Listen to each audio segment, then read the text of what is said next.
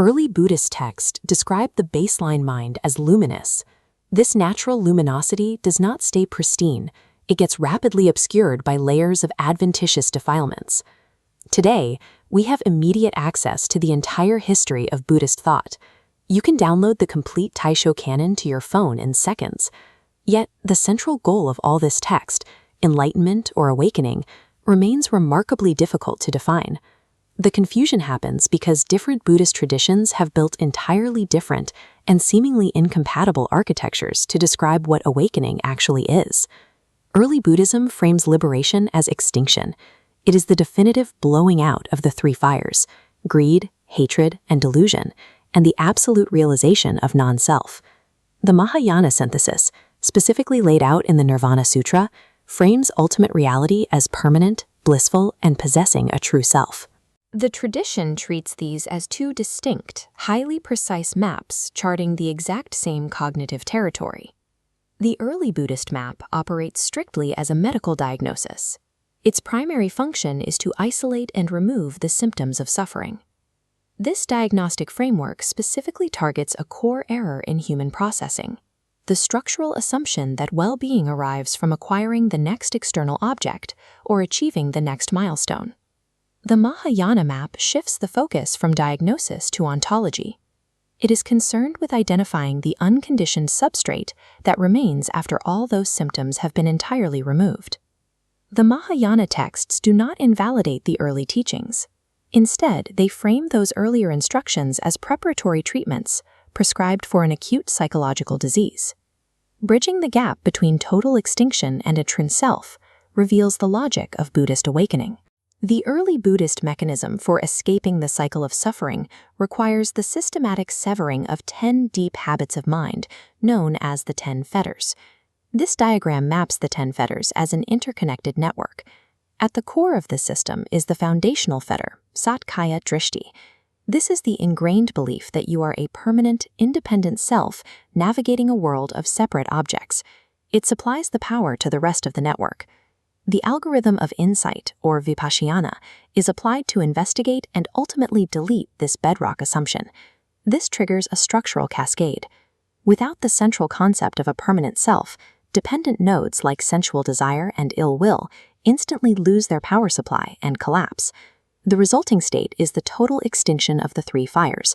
They are put out not through suppression, but by permanently removing their fuel. While this framework flawlessly dismantles ego clinging, the early texts maintained a strict diagnostic boundary. They declined to define the exact nature of the state that follows this extinction. The elegance of the early map lies in its minimalism. It requires no metaphysical commitments, asking the practitioner only to verify the observable cessation of their own suffering. But a question remains: what is left when the fires are out? The Mahāyāna Nirvāṇa Sūtra emerged to answer this precise ontological question. This topographical shift visualizes Tiantai Master Zhuyi's classification. He categorized the cleared space of the early map as middle wisdom, but sitting underneath that void is upper wisdom, a luminous, fluid substrate that was there all along. The Nirvāṇa Sūtra defines this unconditional reality through 4 specific attributes: permanence, bliss, self, and purity. This creates immediate scholarly friction. How can a tradition founded on the strict doctrine of non-self pivot to claiming the existence of a true self? The texts resolve this by splitting the definition. The false self is the constructed ego, the personality, the accumulated narrative of me. That is the illusion the early map successfully destroys. The true self is not a Hindu cosmic soul. It is Buddha nature, or Tathagata Garbha, the empty, luminous, and fully responsive capacity of reality itself. Similarly, bliss here is not conditioned pleasure. It is the natural, undisturbed well-being of a mind that has entirely stopped grasping. The Mahāyāna map maintains the ego's destruction while identifying the ground revealed in its absence as a responsive fullness. For centuries, Buddhist institutions operated under the assumption that there were 3 distinct paths to liberation: the Shravaka, the Pratyeka Buddha, and the Bodhisattva, each with a different final destination. The Lotus Sutra directly addressed this division through its central pedagogical doctrine of skillful means, or upaya. This visual tracks 3 parallel routes out of danger. The Lotus Sutra illustrates this with the parable of the burning house. A father lures his children out of a burning mansion by promising them 3 different exit routes, represented by a sheep cart, a deer cart, and an ox cart. The pedagogical twist happens once they escape. The children do not receive 3 different carts. They receive a single massive great white ox cart. The 3 initial paths were just expedients tailored to motivate their specific capacities. This underlying highway is the one vehicle, or ekayana.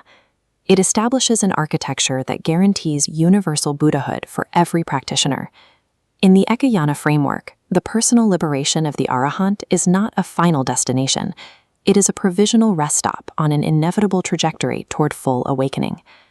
This architecture culminates in the concept of original enlightenment, or hangaku.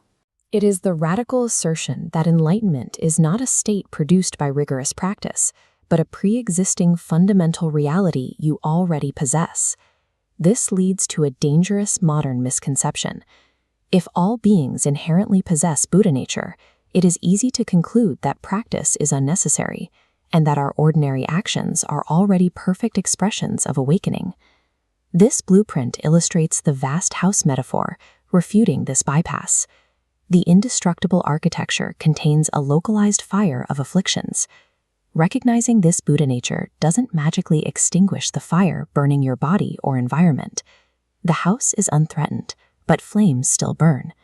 Ignoring this fire had severe historical consequences. 20th century Zen institutions weaponized original enlightenment to justify imperial militarism, blessing soldiers as agents of already enlightened activity. Possessing Buddha nature does not cancel karma. The structural craving that drives violence still produces clinical, real-world casualties. Original enlightenment does not grant a license for political quietism or spiritual laziness.